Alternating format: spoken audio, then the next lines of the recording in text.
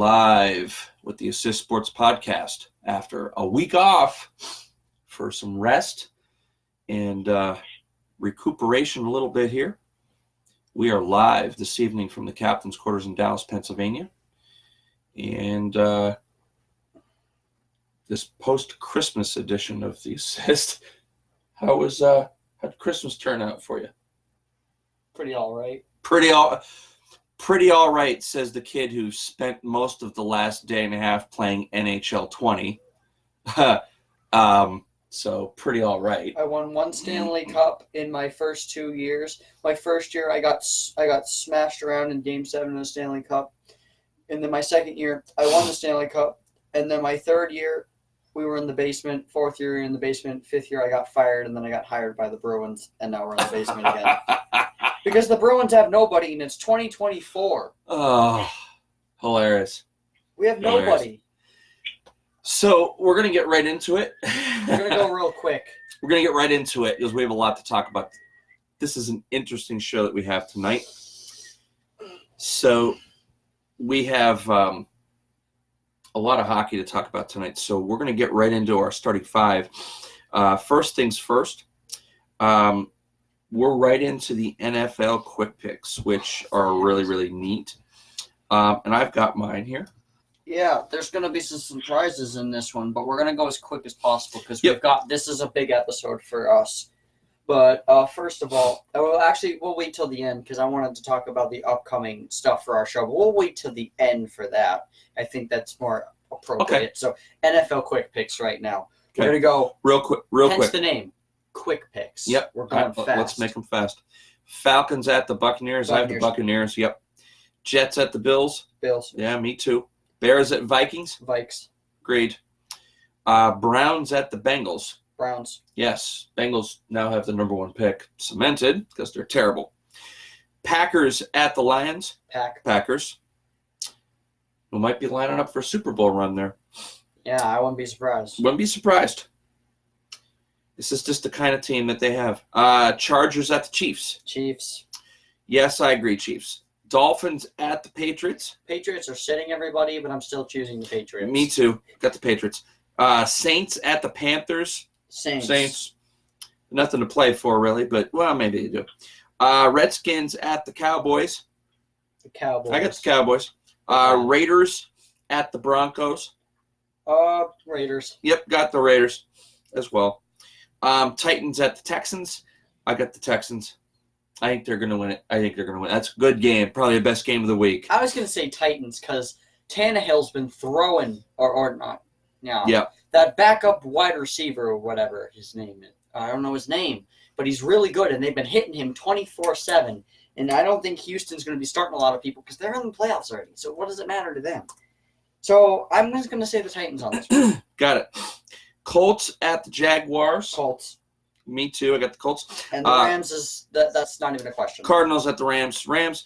Eagles at the Giants. I have the Giants. In this game. Laugh, but I got the Giants. What do you got? I got the Eagles. Okay. But Steelers at the Ravens. I would normally say the Ravens, but the Ravens are stopping everyone. They're just not even playing anybody. They're literally playing all their second stringers. That's nice. They're still going to beat us. I have the Ravens. And I got the Steelers. I have the Ravens. And the 49ers and the Seahawks. Great game. Wow. I got the 49ers in a bounce back. Yeah. 49ers. Okay. All right. Now, here's number 3. Something real big happening this weekend. I don't know. Would you say? Yeah, the college football playoffs, man, the semifinals. And we talked about this a little bit probably a couple weeks ago. And when they were first announced, we touched base on this a little bit. But let's hit these games quick so we can get into our NHL. So, first of all, first game is this Saturday at 4 o'clock. And it's the Chick-fil-A Peach Bowl. Love me some Chick-fil-A, by the way. Definitely love me some Chick-fil-A. Number 4 Oklahoma versus number 1 LSU. What you got? Everybody says this is going to be a blowout. there's a lot of like analysts I've been watching on Twitter, and they were like, "It's gonna be a blowout." My watch goes off 24/7. Twitter's going nuts, right? This game on Saturday is going to be a blowout. Ohio State's going to get smacked around. I really don't think that's the case. Well, this is Oklahoma and LSU, man. Or Oklahoma. Did I just say Ohio? You did. I don't know why. It's been a long day. I've been vegetating in my room. So. Yes. But people say, I just don't think this is the it's not what everyone thinks. I think that Oklahoma's gonna give them a run. I'm not saying they're gonna win, all right? But I'm saying this is not gonna be a blowout. This is not going to be a blowout. This is gonna be collectively a good game to watch on both ends. This is not going to be a Oklahoma runs away with this game, and this is not going to be an LSU runs away with this game. This is not going to be any of that. This is going to be a, I think, down to the wire game. Because Oklahoma hopefully will live up to their name and play football because they're a football school, so I'm gonna go with LSU winning this game, but I just think it's not going to be that big of a blowout because everyone's I don't think so either. I've got LSU winning. I think it's a little closer. I think LSU is going to get a little bit of a scare, and I think it's like an 8-point game. LSU wins it. It's like a touchdown. Honestly, that's where I'm at. Then Saturday, 8:00, we have the PlayStation. Nice. The PlayStation Fiesta Bowl. And that's number 3 Clemson versus. We're not sponsored. No, we're not sponsored. Number 3 Clemson versus number 2 Ohio State. And again, conventional wisdom says Ohio State's been great all year, blah, blah, blah. Here's where my conventional wisdom comes in. I like Dabo Swinney, and I think he's had time to prepare for this game and gel his team together. And he's a really good coach. And I like Clemson in this game. I think they're going to surprise Ohio State. I think they're going to beat them by a touchdown. What do you think? I think Clemson wins it. So I think it's Clemson and LSU in the final. What do you got? That's pretty much a given for me. I think Clemson's going to wreck. Flat out, just, Yeah. I've liked what Clemson's done. They're obviously making a name for themselves. They've made a name for themselves. 24/7, just all I hear in college football is these 3 schools. I hear Penn State because the people in my state are so annoying with Penn State. I hear Alabama because just why. I don't understand them because they weren't nearly as good this year, but I hear them 24/7. And the other name that I hear 24/7 when it comes to college football is Ohio State. No, it's Clemson. I hear Clemson a lot, especially in my school, because there's a lot of kids that follow it, and they say, "Oh, Clemson's going to be really good. They're going to win this game." When are they not? When are they not going to win this game? Because it seemed for a few years now that Clemson's just been nothing but, hey, we're going to be like King of the Hill. Yeah. Or try and take the King of the Hill down. You don't see Clemson just backing off. When I went down to Carolina, to go on vacation, Clemson was apparent. It was apparent that you were down in the South. It was apparent that you were down in the South. They've got a big fan base down there. They've got a big everything. So Clemson's definitely going to travel. Everything's going to be there, and I think Clemson's just going to get everything to go their way because that's what usually happens. So, well, it's a free vacation too, dude. You're going. It's like early spring break for all these kids. That. So they're going. I'll take that if I could. No. Yeah. Anyways, I think we both have Clemson and LSU. So if you disagree, feel free to post. Feel free to let us know about that. But that's what we feel. Clemson and LSU in the title game coming up. In the not too distant future. We'll see what happens. All right, so this is a cool show that we're doing tonight. Number 4 of our starting 5 is our NHL recap thus far on this season. And let me tell you, it's been a really interesting season so far. And on the line, we have our go-to guy that we like to go to for all things NHL, co-worker of mine and a good friend and a guy who knows his hockey and has played some. Jeff Stackhouse, how you doing this evening, Jeff? Very good. What's up, boys? Hey, man, it's I hate to say it, get this football nonsense out of the way. We're gonna talk about some hockey. Come on, this is where it's really at. Yeah, let's talk about hockey. Let's talk about some hockey. I agree. So, I'm thinking along the lines of some of the stuff that we talked to Jeff a little bit about where we might have wanted to go as far as review and talk about different things. So back in the beginning, before the season started, right around the beginning of the season, we did a season preview, and of course we did divisions and we did some picks and just talked about some different things. And I think there's been some surprise teams and there's been some disappointing teams. So I'll tell you what, since I know your team is in the Metropolitan Division, and I know you follow that one pretty closely, as do I, Jeff. Metropolitan Division. Who's the most surprising team in the Metropolitan Division so far? What do you think? To me, I'm going to be a little biased on this. I'm going to go with Flyers. Flyers have been my team ever since I was a kid. I followed the Flyers. The past few years they've had some setbacks. They got Lindblom, that major setback this year.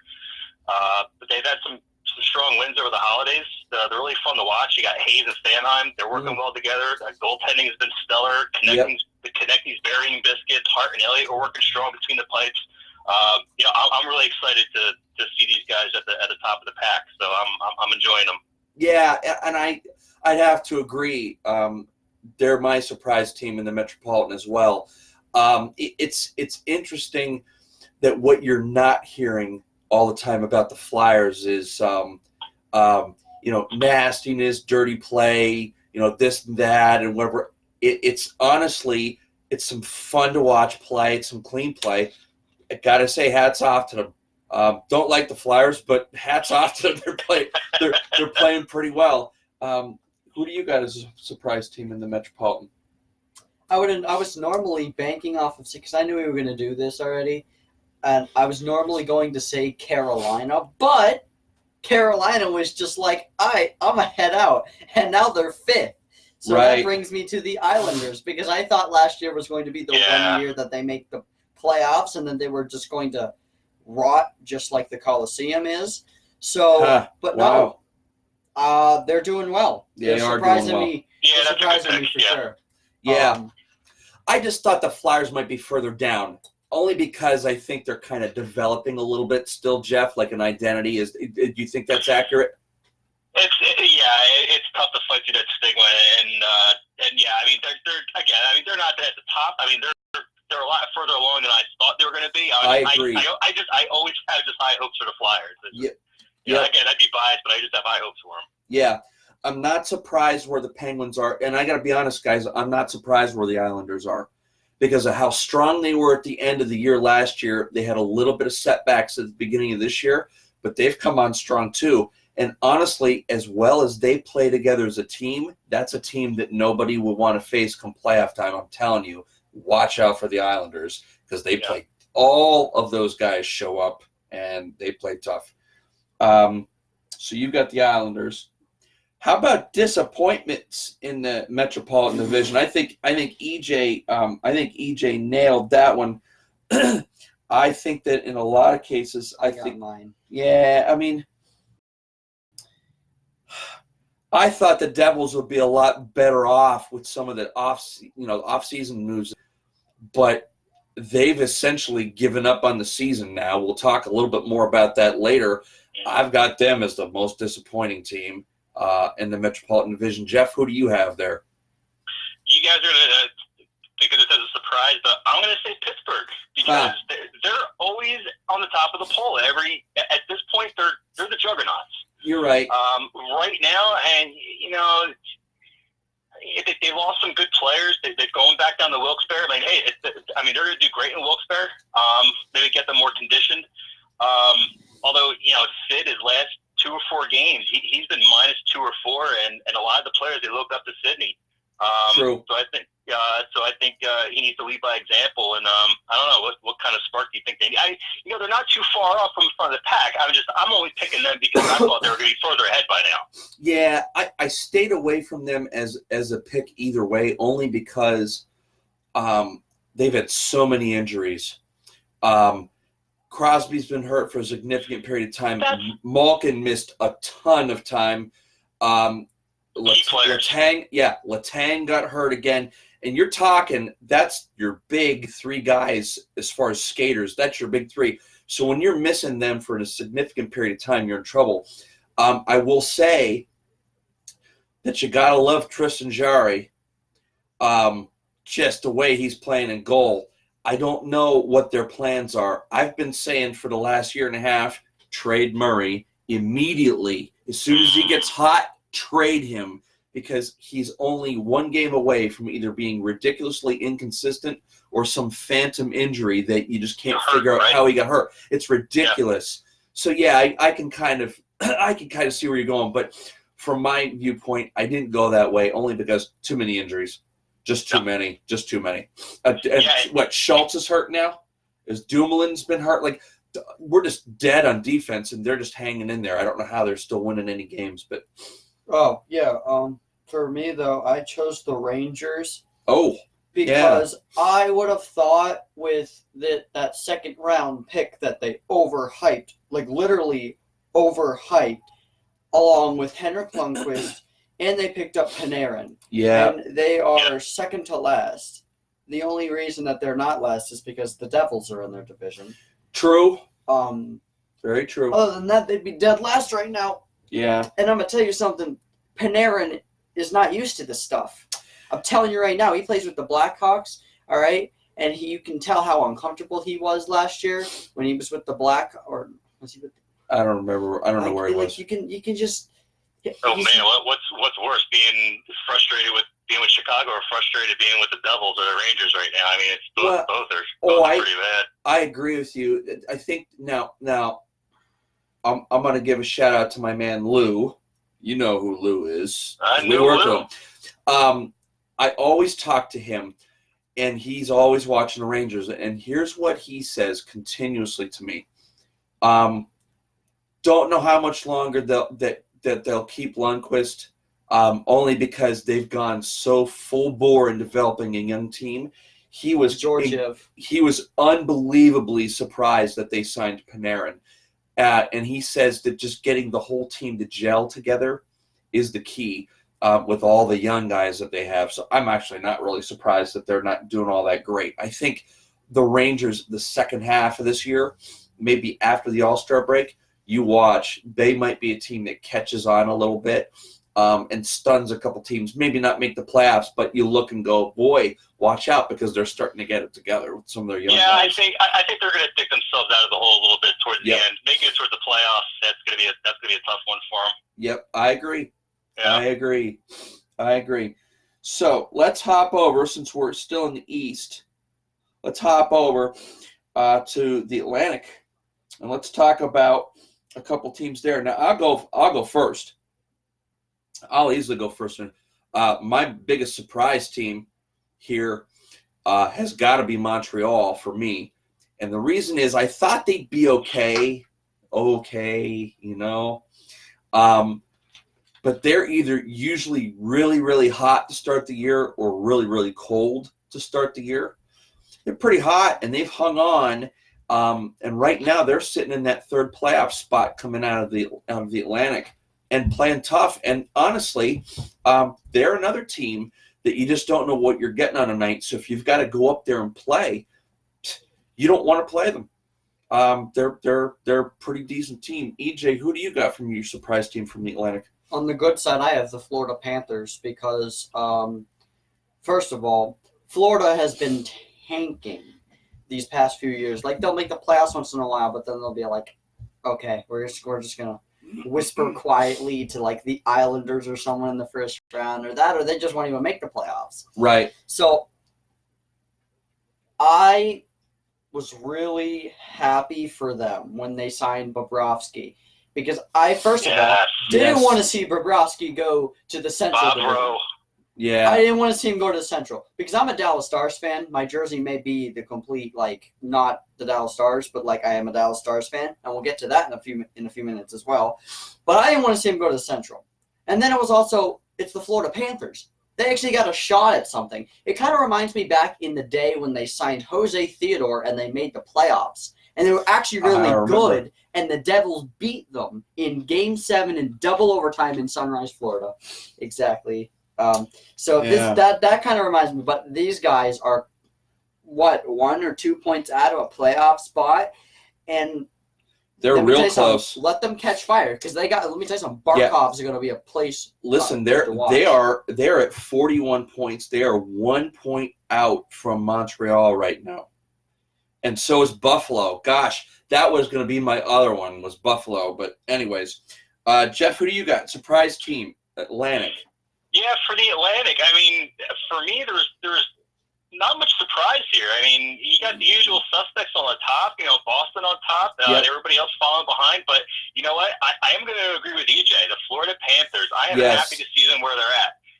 And Barkov is on fire. Do you guys ever sit there? He mesmerizes me with the puck. This guy is such an underrated player. He's really good. Towards the end of the season, he's just like EJ said, he's going to blow the roof off. I think Florida Panthers have really got some more room to go, but I would say Florida Panthers. Yeah, no, that's definitely a good call. We didn't do most disappointing yet, so you got to slide back up there. I already know the most disappointing. Well, if you already know who your most disappointing team is in the Atlantic, who is it, EJ? Tampa Bay Lightning, you're on your way to being exactly the way you were in the playoffs last year. Yes. And I am so happy because I cannot stand you. Fun. I don't like the Tampa Bay Lightning, first of all, so this is a very happy moment for me. But let's just be honest, right? I mean, they were the President's Trophy winners last year. Then they whispered quietly to the Columbus Blue Jackets, and I laughed my butt off for a good 3 days. Oh gosh, that was so terrible. I laughed so hard, let's just be honest. I mean, you've got a talent in Vasilevsky, you've got Martin St. Louis, you've got Hedman up front, and you can't do a darn thing with them. And it just makes me laugh. I love it. It's great. Jeff, why don't you go next? Because I'm going to go off all night on these guys, so you might as well go. Yeah, my biggest disappointment in the Atlantic side, I'm going to say Detroit. I think it's got to be really frustrating for a diehard Detroit fan right now. I mean, it's hockey town, man, and your team is just dying. It's just a dead dog on the side of the road. I don't understand. I've always enjoyed watching their style of play. They don't have the Datsuks anymore. They don't have the Zetterbergs. They don't have the Yzermans. It's just not the same team. And furthermore, they haven't had a top 10 draft pick in the past 25 years, I think it was. And I think now it's biting them in the butt. I mean, but who's to blame? Is it the managers? Is it the coaching issue? I don't know. But either way, I mean, they're just not a playoff contender as far as I'm concerned this year. And it's sad because I've always been a Detroit fan. So that's my pick. Yeah, I've never really liked Detroit. They should be a lot better this year. I'm going with them too. They have 6 more losses than any team in any division anywhere. They're totally blowing it in their first year in the new arena. First year in the new arena. That's right. No offense, ownership. I get that you're trying to build young. You gotta spend a little bit of money, and you've got to go get a couple guys and keep the fans interested because, listen, man. 20s. It's hockey town. It's hot. It is. It's hockey town. Yeah. It's ripe. There's no other sport team up there doing anything right now. It's all yours for the grabbing. And what do you got? 26 losses so far. Terrible. Go pick them up, please. Pick somebody up. Anyways, good. Very good. It surprised me to see a team like Detroit in the goaltending situation that they're in right now go for somebody like Jonathan Quick, who's starting to get still got that tier that he can carry someone, but the LA Kings can't do anything with them. So maybe pick up like somebody like Quick, like in his situation. I wouldn't be surprised if they pick up somebody like Quick or maybe even Gibson. because those California teams haven't been able to do much with their goalies, and they've got some pretty good ones. Very true. Very Yeah, that's a true. good point. Yeah. But That's where we're heading next now. We're going to head out west. AJ's excited. He was going to jump the gun and go right to the Pacific. I'm like, no, let's talk about the disappointing team first. Yeah, so Pacific. What do you got, Jeff? Who's your biggest surprise? I know who my biggest surprise and my biggest disappointment are. What do you got? I'm going to say Edmonton, only because I didn't think they were going to be in the middle of the pack. I thought they were going to be in the basement this year. Really? Yeah. They're hoarding a lot of fast, young players. Usually when you see something like that, it takes a while for the team to get acclimated to that pace of the game. But recently, you're seeing an uptrend in their games, and they're showing signs of life. Watch them, man. I mean, even look for the leadership from McDavid. McDavid's on fire, too. Yep, I agree. I think this might be a turning point for them because, and I think you and I have talked about this a lot, and everybody says, "Oh, Crosby's not as good as he used to be."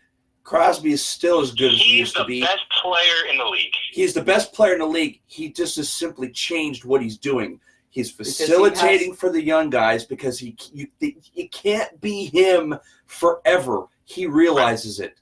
A lot of and that's the sign. Listen, that's the sign of a smart and a really good player, that you know when you have to adjust. The funny thing about Edmonton, and they're not my surprise team, but the funny thing about Edmonton is, it sounds to me like McDavid caught this earlier than we thought. And I think there's still going to be a time where I think he just takes over and is like, yep, I'm going to be scoring champion this year. And he just goes and freaking does it. Yeah. Okay. I think this year he kind of sees like he's got to facilitate a little bit more, and he's got to draw the defense to him and enable the other guys to make some moves. And that's great. Yeah. My surprise team out there is definitely Vegas. And I'm going to tell you why. You figure with all the guys, all the free agents that they picked up that first year, that age would start to catch up with a lot of them, especially goaltending. And I know Fleury's been banged up a little bit, but my gosh, there's been so many nights where he just picks up that team and carries them. And how the heck can he keep doing it? It's unfathomable to me, Jeff, that this guy just continues to do this. And I thought that a lot of their guys would just get older and older, and they would start to fall off, and they'd be like fifth in their division right now. And I'd say, okay, that's where they belong. They're in second place in their division. Okay, can we just say, though, how many coaches this season has Marc-Andre Fleury played against and just be like, I'm going to end this man's entire career? Like, he ended Babcock's career. Babcock, yeah, he did. He ended that guy from Anaheim, I think. They got a new coach, and they had just recently lost to him too, I think. And there's a lot. He's like ended like 3 or 4 coaches' careers with that, with his saves that he makes. It's just insane. Yeah. Are you? I'm good. Yeah, Vegas. Surprise. I think Devin already knows what I'm gonna say. Yeah. The Arizona Coyotes. Yeah, I left that for you. The That Coyotes. was too easy. All right. When it comes to my liking teams tier, there's S tier. That's the Dallas Stars. If the Dallas Stars are playing, I'm rooting for them because they're my favorite. But then there's the 2 teams that if the Dallas Stars aren't playing and one of these 2 teams are playing, I'm rooting for them. That's the Penguins and the Coyotes. Okay? The only time I've ever rooted against them is if the Dallas Stars play them. Getting that out of the way, and I'm not saying the Coyotes because of that. I'm saying the Coyotes because, like, who would have thought that just Phil Kessel could lift a team? And then all of a sudden, it's just like, surprise, Taylor Hall has entered the chat. And it's just like, yes. Wow, they've got a lot of stuff up front. Right. And it's just unbelievable move. We'll get back to the Taylor Hall move in a bit. The Kings are low-key sweating all of the L's they possibly can. Because, like, they... like, I guess... Arizona's just been, like, having flashbacks of 2012 and just being like, okay, we're going to, like, I'm just going to take this entire division and put that in my back pocket, considering the fact they took that from me. Like, they're coming back for vengeance, and they're going to be a playoff team for sure. Not even a question. And the fact now that they have Taylor Hall, and they've got pretty good goaltending in Auntie Ronta and Darcy. I'm not even going to say his last name. Darcy Pancake Crimpet or whatever the heck it's called. I like the both of them. They both have been amazing. And as much as Goaltenders. both goaltenders are outstanding. Is that what you're talking about? Yeah. Yeah, Darcy Kemper. Yeah. And Auntie Ronta, and they've been gelling. I mean, and they have got Galchenyuk. Surprising because both of those goaltenders have been wildly inconsistent, I believe, and have underperformed what they should have. So I agree with you. And the fact that they've already been and the fact that they're underperforming now and still doing as good as they are also kind of gives into the fact like, wow, if these guys weren't underperforming, these guys would be the Tampa Bay Lightning. Yeah. Except they probably won't blow it in the playoffs because who would they get stuck with at the moment? Let's see here. Who would they get stuck with at the moment? Probably my Dallas Stars because I know they're in the wild card. Just a second. So at the moment, Calgary. They get stuck with Calgary, and that would be a 6 or 7 game series, but they would probably win it. Right. Okay. So good. So my most disappointing team in the Pacific. This is a piece of cake one, dude. The San Jose Sharks. Where the hell did you guys go? They left the chat. Like, what is going on with you? You were supposed to be so stinking good. You spent all that money on Erik Karlsson to shore up your defense, and you hung on to all the guys that you needed to, and you stink. They got fat and lazy. My gosh, what the heck is going on? Yeah, they don't want to be on the ice. No one's skateboarding. And it's funny you mentioned that San Jose is I had San Jose and LA as one of my two disappointment teams on the Pacific. But they're not chasing pucks. They're not beating guys with the pucks. They're not digging in the corners. I don't get it.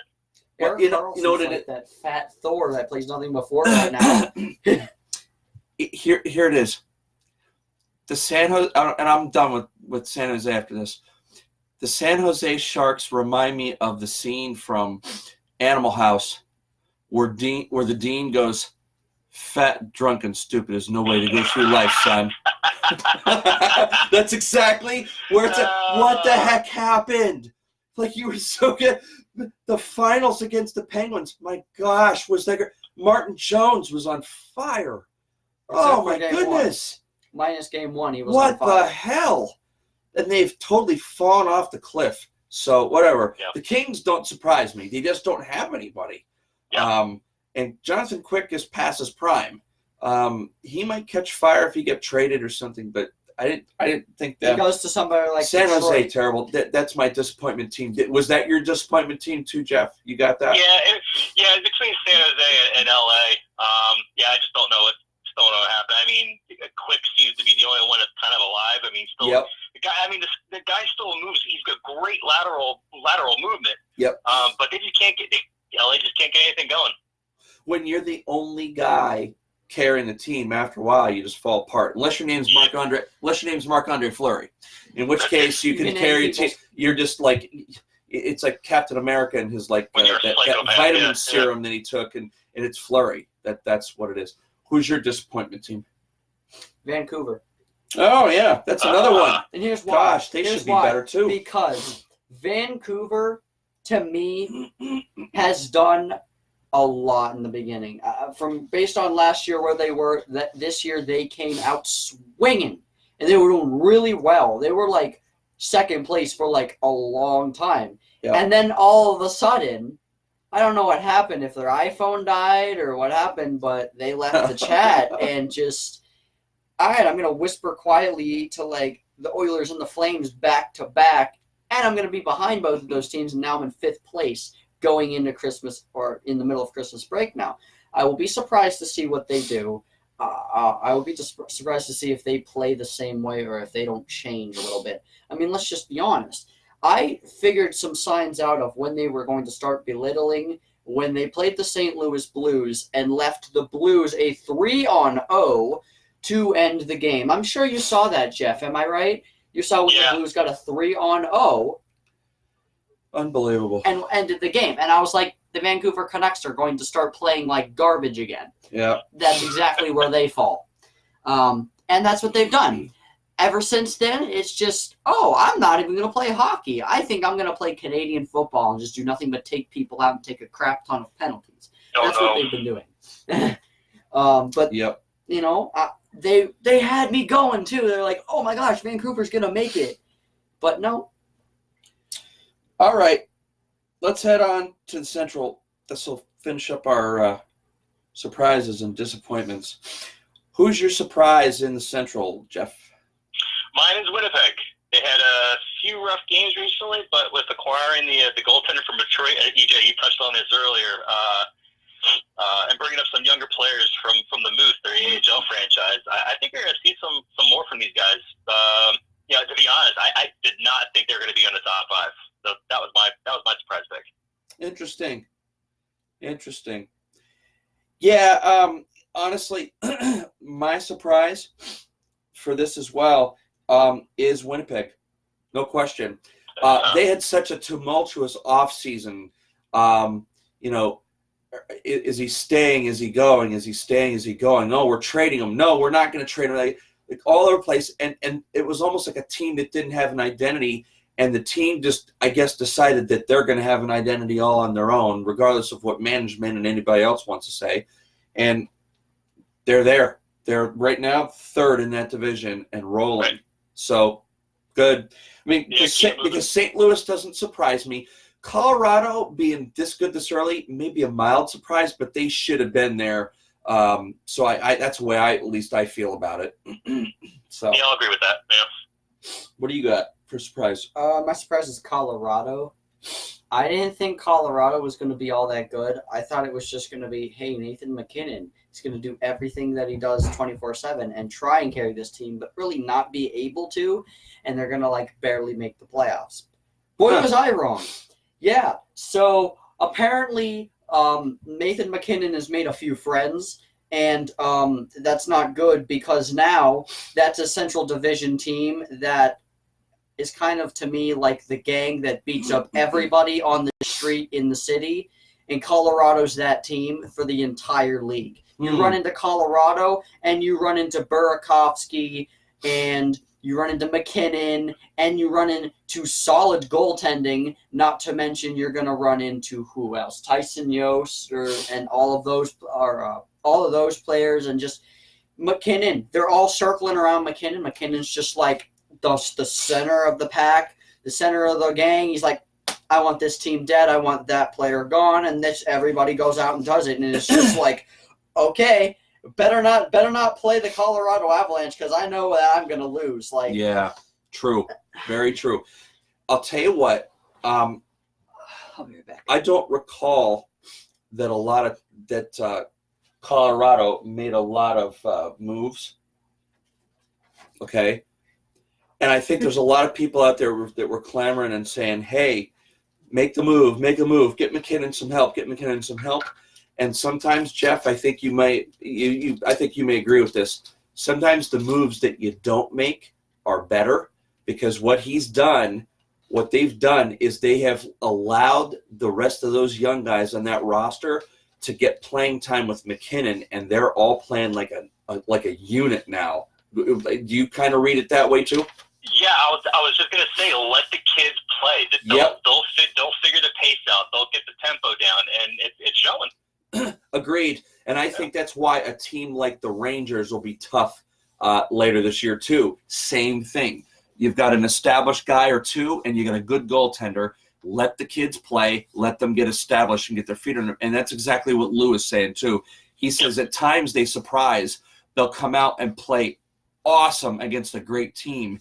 And then against a really, really bad team, they'll be like, I should win this one. And they get blown out by 5 goals. And so with Colorado, you're not seeing that. You're not seeing that kind of thing. So it's a very interesting time out in Colorado for a team that's been down for a while. So McKinnon is a superstar in the making. He is really, really good. They may have something out there. All right, disappointing teams. In the Central. Y'all go. Go ahead, Jeff. What do you got? Yeah, I think no surprise here.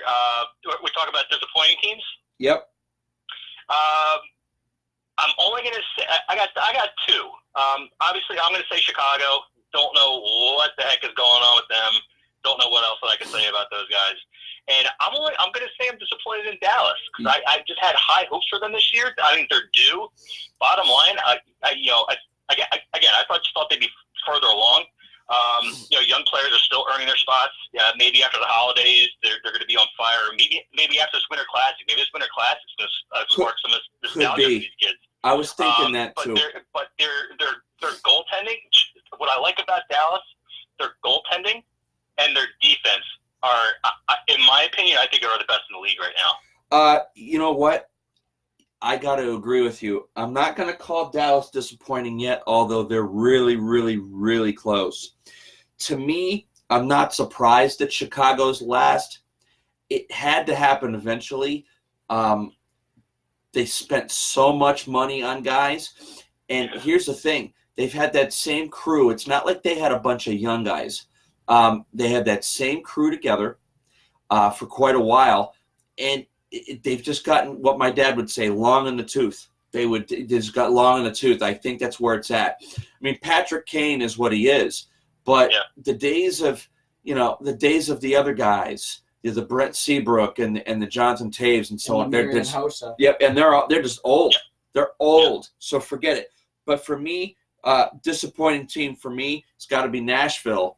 Got to be Nashville. I thought they'd be way better than this at this point. I thought they'd be 5 wins ahead. They're two wins behind the Stars. And the reason I don't pick the Stars is because honestly, and EJ will talk more about this, there's some really, really good stuff about the Stars. And there's one or two things that are really bad. When you dismiss your head coach for a reason that you aren't even going to name publicly, there's a problem with something in there. And the team has had to rally back around and under a brand new coach. The fan base is still waiting, by the way, Jim Neal. So we'll be listening for that. Well, I think it's something bad. I think honestly it's something that's bad. Say it soon. Well, I don't know. You got to be careful with stuff. Everybody wants to know, and I guarantee of course they want to know. Of course they want to know. If you think they aren't going to be outside the Cotton Bowl causing ruckus just to find out, you've got another thing coming. Oh, they will. Yeah. Because that's collectively Cowboys fans that just like hockey. So. Yep, I agree.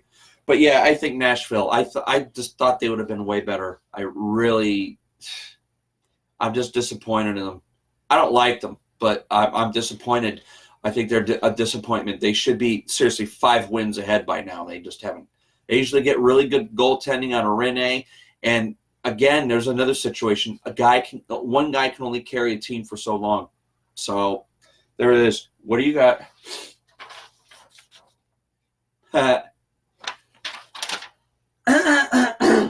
All right, So I was watching the game against the Florida Panthers, right? And I knew we were doing this, right?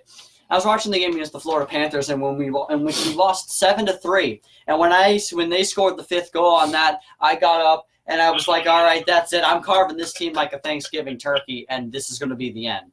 So I'm going to address a few things about this Dallas Stars team that is promising, yet also kind of really gives everybody the urge to just scream, unplug the TV, and throw it out the window.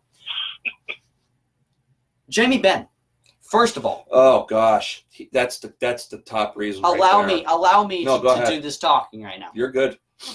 What on earth is that? That's not hockey. That is not anything. That's not even sports. Okay, you are like the laziest captain in the NHL right now. I thought Andy Green didn't belong captain in New Jersey for a while. You are completely blowing him out of the water. I thought at first, Jim Neal's just overreacting about Tyler Seguin and Jamie Benn. Oh, it's fine. Tyler Seguin's starting to build himself back up, but what are you doing? You're just standing there, I'm the captain. They're just going to pay me extra money just to stand there and put a fancy C on my jersey. Is that what we're going to do? You're not even playing sports right now. You're playing let's stand on the ice and look all cute for the camera. Yeah, he hasn't shown up. Yeah, he's not being a hockey player right now. He's just playing hockey. Yeah, he's not even doing that. That's exactly the way to put it, Jeff. I agree. He's playing. Let's stand on the blue line, stare up at the scoreboard, and watch the game because, like, I'm totally not part of it, right? I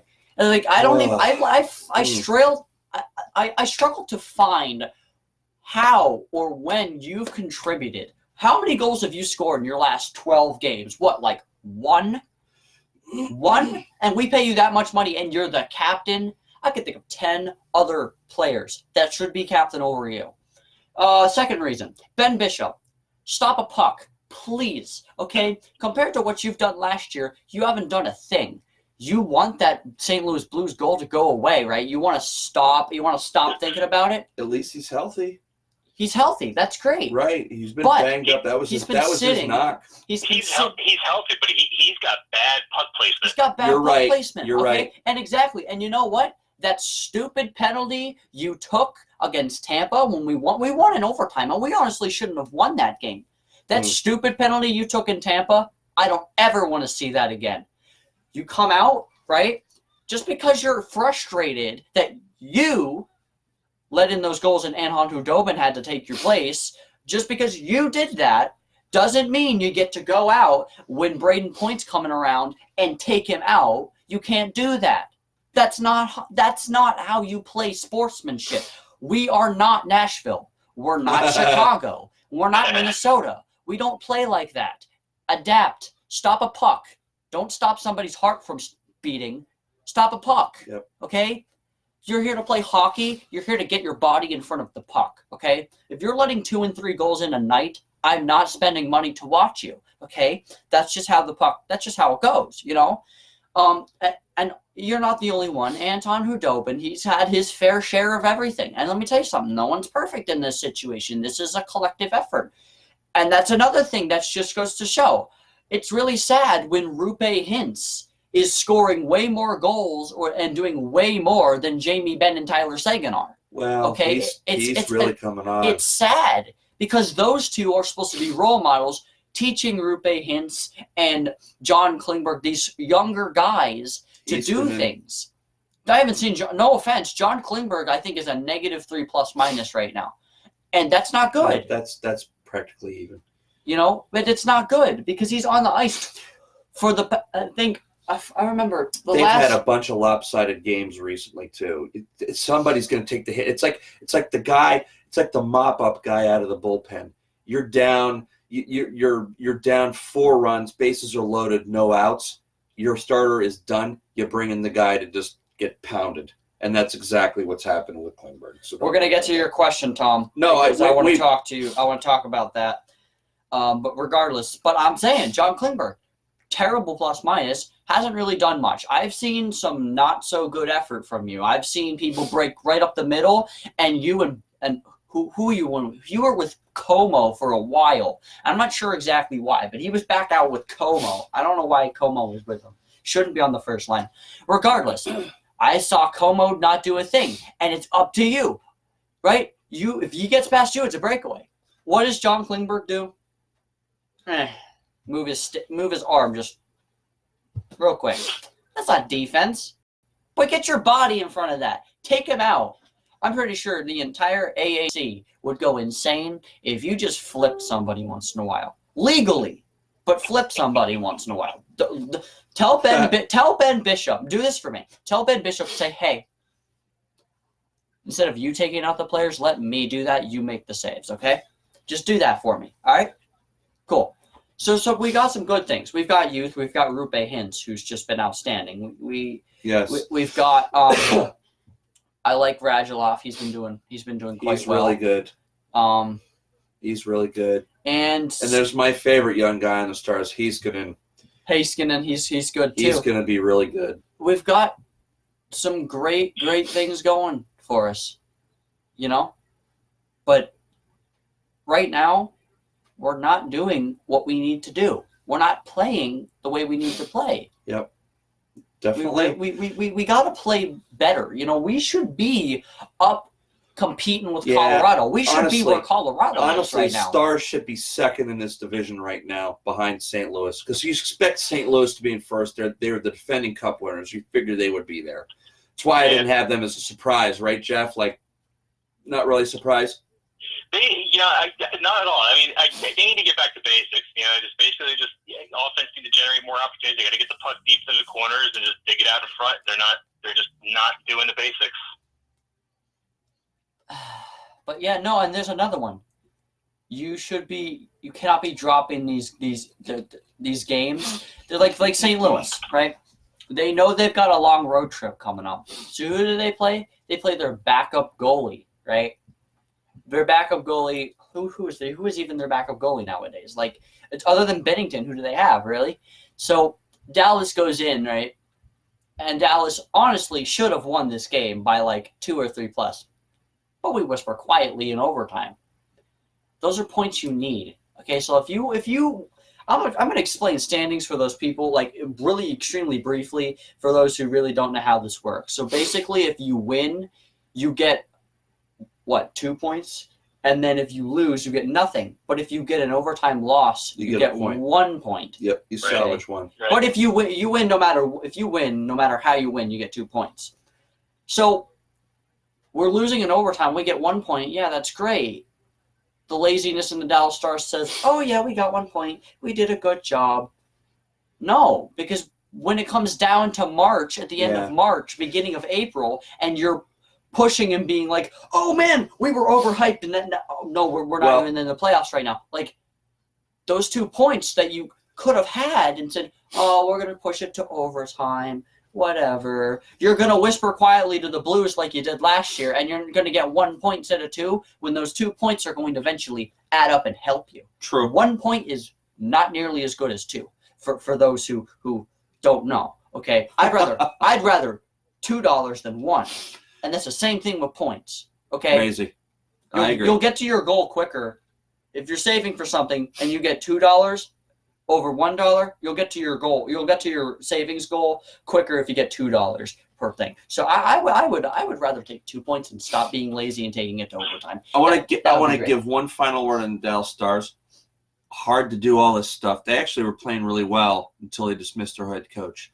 I think it's hard to do that. We don't know what the reason was. You got to give it a little bit of time. I think there's a very good possibility. Yeah. I think that you got to give them a little bit of time. Honestly, it's like when the Penguins made their coaching change a couple years ago and went right in, caught fire in the second half of the season, won the cup, and then won the cup again the year after. That's how much of a difference a head coach can make when you have the same team. Same exact thing can happen with Dallas. Just got to wait and see what happens. So, as far as trades and moves and anything else like that, I think we know what the big one is, the one we think is going to make the biggest impact, at least right now. It's the Taylor Hall thing. Either of you guys seen any other moves or trades or anything that you think will have an impact? Jeff, have you seen anything else? Right now, I mean, again, besides Taylor Hall, I mean, that's the big one right now. You got the 2010 first overall. Yeah. We got a lot of disappointed Devils fans.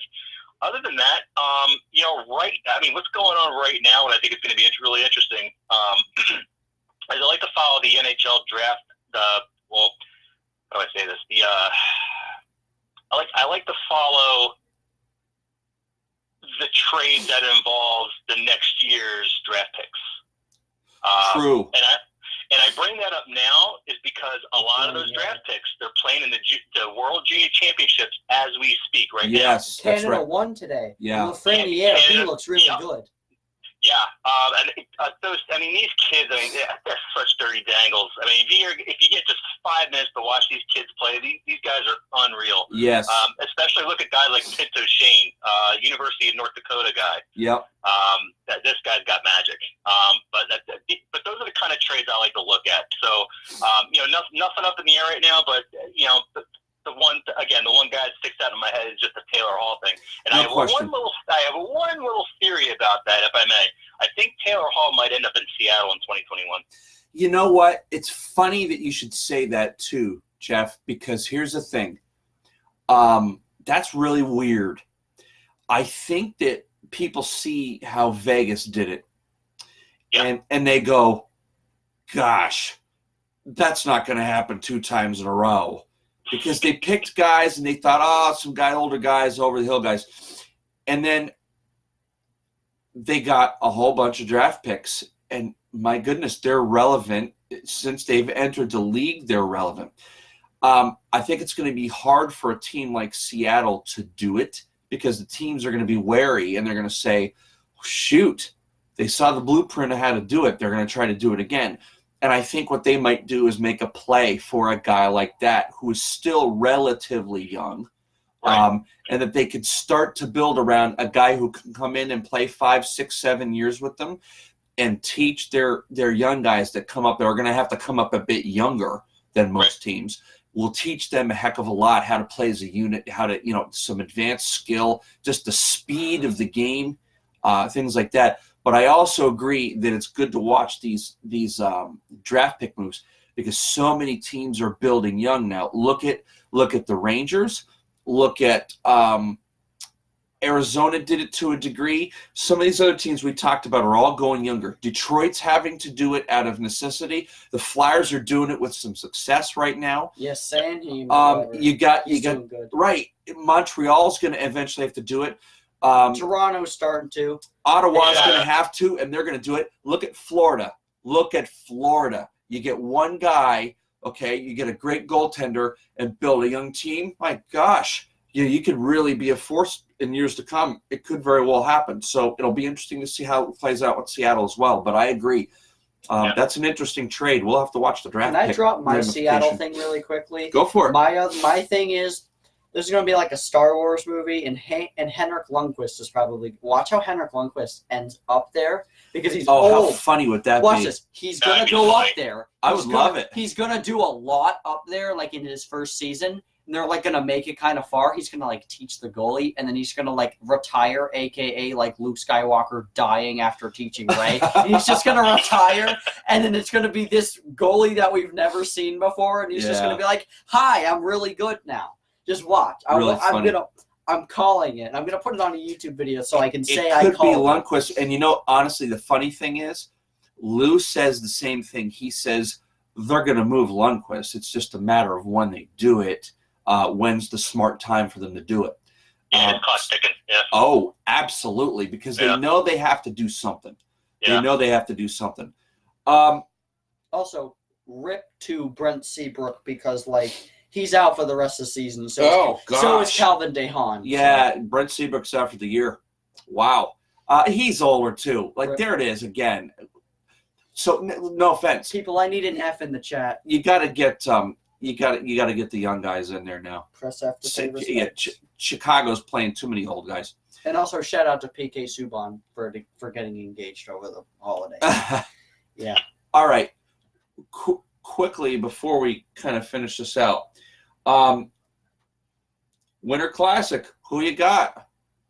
I got Dallas playing at home in the Cotton Bowl. I think it's their coming out party. I think they're going to prepare well for this game, and that's what I think is going to happen. Any surprises you think are going to happen during the game? Either of you guys? Dallas and Nashville are pretty neck and neck right now. I think it's going to be a good game, but I think Dallas is going to come out on top. But this Cotton Bowl, what a great location and a beautiful structure for this game. And just like the Winter Classic in general, it's an exciting time to play outside for any hockey player.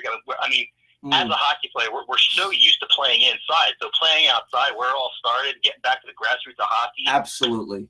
That's going to be really exciting for them out there. We love them. We love these Winter Classic games. Doesn't matter where they're at. The neatest setup I saw for one was the one at I think it was at Dodger Stadium, because obviously you have a challenge doing it there because it's Southern California. It's so warm.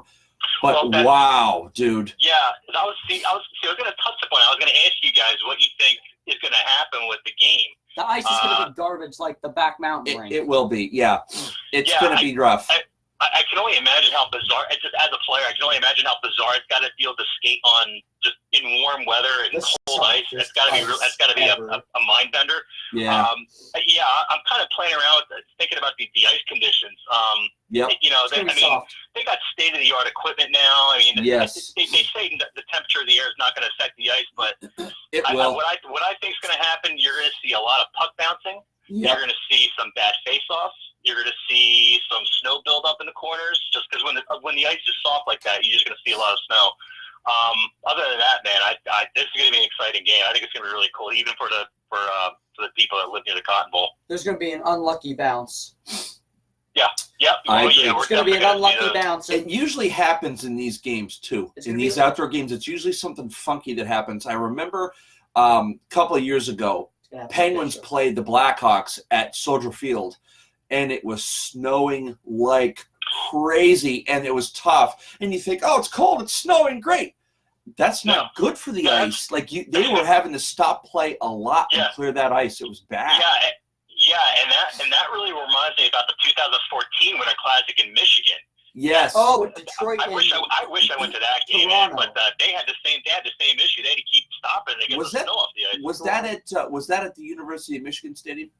Yes, I think it was at the Big House. Michigan, yeah. Yeah. I remember they were going for the biggest outdoor hockey record attendance or whatever, and they got it or whatever. Pretty cool. Yeah, Toronto. Who says people don't love ice hockey? Oh, come on. Listen, guys, if a Winter Classic comes closer, don't care who's playing. We got to try to go. Yeah, I went. Yeah, it was great. The first time I went to the Flyers Winter Classic in 2012. With the Rangers? What's that? Rangers and Citizens Bank Park? Yeah, I think it was right. Yeah, 2012. And you know what? Another issue I didn't think about. Now that I'm thinking about it, back then, they delayed the game due to glare from the sun. Yes, and that's another thing. And one more I'll throw at you. Wind. And it was, I think it was last year. The game last year, I think it was, Boston. Right, yeah, Pierre was on the air, and he's going, it's windy. It's affecting the game. Where was it? It was at Notre Dame. Yeah, it was at Notre Dame. It was at Notre Dame. That's right. The other one and that it comes was to windy. mind with wind. Yeah, in Ann Arbor, yeah. It was windy, The other one that comes dude. to mind with wind is Minnesota and Chicago in the Stadium Series. They had to stop the game like a lot in the second because that's when it started to pick up. And then it started snowing in the third, and then it stopped, and then there was a shootout and all that garbage. But yeah, there's weather conditions for sure. I'm really excited because I'm a Dallas Stars fan. I don't have a lot to look forward to because we won a Stanley Cup, but I still get made fun of for it. So yeah, so They're new. What a great NHL check-in. Awesome. we should debate on that. Hang tight for a second. I do have one more question for you, Jeff, that's not NHL related. We do have a question from the audience, and this is my man Tom Stavitsky, who's a big fan of this show and always sends me things. Tom, we love you, man, and thanks for sending everything that you do. Keep promoting the show. We love everything that you send. He says, and here's a question, Jeff. Why is the Scranton-Wilkes-Barre Penguins attendance so poor? That's a good question. Didn't they just re-sign their contracts for another 5 years or 10 years? They did. Their 20-year whatever was up, and they re-signed it. Yes. Yeah. I don't know. There's so much good hockey out here. I don't understand why hockey is not as popular as it should be. You know what I think it is? I think novelty to a degree has worn off, and I think that fans expected to have a cup by now, and near missed twice, one closer than the other. But my gosh, but if they produce some of the best players in the NHL. Oh my gosh, you're not kidding. You think about some of the guys that have come through here. Dennis Bonvie, one of the best fighters in the NHL, came through here. We had Elaine Nazardine, who dominated for Pittsburgh for good 2-3 seasons. We have Casey DeSmith, who should be up. in the NHL. Gosh, I don't know how now. He's not up with somebody. I don't know how they don't try to. I don't know why the Penguins wouldn't try to at least get somebody to take. He could start. There's several teams he could start for. NHL, he was good when he played. I don't get it. I just don't. It's because Jari was cheaper. That's the whole reason. Andy Chiodo. We've got Mike Yeo, one of the best NHL coaches. Who is he coaching now? Blues, I think. He was coaching the Blues. How about, there's a lot of guys that were up. How many guys came up in our well, tons. He wasn't up very much. Rust came up. He's up for good. Gensel was here. He's up for all these guys are up for tons of them, and guys that we let go and have traded and so on and so forth. Honestly, have come up to. So I don't understand why the fans don't come out. Tom, I think the novelty is worn off. I think People at are times cheap. there were a couple really seasons where the tickets were really, really expensive. Honestly, too much. I'm not originally from the area, but people that I work with, and they said that when they first came to town, I mean, they would pack the place out. Now you can barely see anybody in the stands, and I don't know if that has something to do with just people not really understanding the game itself. Maybe it's too fast, maybe it's too violent. But it's not a sport for everybody, and I hope they figure out a way to get to get the word out. Do you think maybe that it's like the fact that it's a minor league team and that people are like, oh, it's the minor leagues, whatever, who cares? Do you think maybe it's something like that? I don't know. Yeah, I enjoy watching the minor leagues. I mean, they're still I mean, they're still being paid, but there's still bragging rights there. Like, they're fighting for a job. They're still fighting for They're still fighting for a job. Exactly. That's it. Listen, this is why I will watch most of the time. I will watch college football before I watch NFL, because those kids are leaving it all out in the field at every game because this could be their last one. They're fighting for a job. They're fighting for They're all out. Way better than pro. Sorry, way better than pro. College basketball, 1,000 times better than pro. So much better. I don't get it. So yeah, I don't know that that's necessary. I think the novelty's worn off, and I think that it's a money thing. It's also the reason. Also, another reason is that they traded Ryan Haggerty, which is me, my girlfriend's favorite player. Fun fact: every single time I take my girlfriend to a hockey game, Ryan Haggerty scored a hat trick. Every single time I would go. Okay, we actually lost twice in those 5 games that I went to. Crazy. Okay, but they traded him. So he's gone. I don't know if there's going to be a new player or whatever, but I'm still kind of upset at the Penguins for trading him. They got a guy from what's his name? Florida. From Florida. So, all right, and then the last question that Tom has, and then we're done for the evening here. We're an hour and 7 minutes. That's a long one. Says, I want to hear what you guys thought about the Star Wars movie. I'm going to end it right here. We loved it. I loved it. I thought that all the screw up that they did from The Last Jedi, they fixed it in this one. No spoilers. Loved it. EJ? I loved it. There you go. Hey, what's the best NHL arena in your opinion? Yeah, Jeff. Any arena? Professional or college or anything? Anything. My favorite arena is Baker Arena at Princeton University. Really? That's my favorite arena. How long ago were you there, like, that you visited or saw a game there? Oh, my gosh. I saw my very first college game there. I saw Princeton University play Air Force Academy. What an exciting game. Again, going back to college sports, it's so intense. And it's a small arena, but it's extremely old. So you got the original brick. I mean, the architecture of the building is beautiful. Right. And one of the best ice surfaces I've ever skated on. But that's one of my favorite arenas. That's cool. What about you, Dibbin? Couldn't say. I haven't really been to too many. I was at the Spectrum, so I'll count that just because it was a Spectrum, man. I was there. That's a Spectrum, man. Yeah. It's the Spectrum, and I've seen a lot of memorable things at the Spectrum aside from a hockey game. So I gotta say this. I gotta say the Spectrum. Well, for me, I bring it down. I bring it down to 3. I could either say Reunion Arena because that's where the Dallas Stars played when they won the Stanley Cup. I could also say the Joe Louis Arena. But the thing I think I'm going to say the most is I'm going to say the Meadowlands in New Jersey, because that served New Jersey for quite a long time. And I watch more retro games now. I found myself watching more retro games, and I'm telling you, the Meadowlands, wow, that place looks awesome. Really, really cool. I used to watch the Nets, like the New Jersey Nets, and when the Sixers were playing, and they'd be in New Jersey, and oh wow, that's cute. We're still playing at the Meadowlands, and whatever. And then they moved, but now I'm watching hockey there, and I'm just like, wow, that's a cool place, and it's always packed from what I've seen. So loud. It was loud. Got to say the Meadowlands. Got to say the Meadowlands. Yeah, loud arena. Mhm. Yeah. Great show, guys. Thanks so much, Jeff, for getting on here with us and talking hockey. I think that what we need to do is maybe mid-March. Let's do a playoff push edition.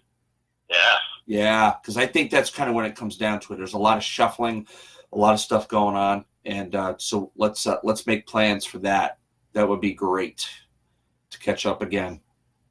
Awesome.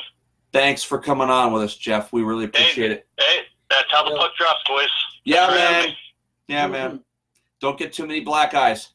Yeah. I'll try. All right. Good night, everybody. It was a great show. Catch us. Keep in touch with us on Facebook. Email us at assistsportspodcast@gmail.com. You can go to YouTube, and you can also catch a lot of our videos there. Everybody have a great night. Watch some hockey and catch that Winter Classic on the first place. The heck with college bowl games. The important ones will already be done. Penn State will be done. The most important bowl Forget it. on that day is the Cotton Bowl. Yep, the Cotton Bowl. That's where the Stars and the Nashville Predators are playing, so enjoy it. Go Have a good one. Stars. Hey, Jeff, thanks a lot, man.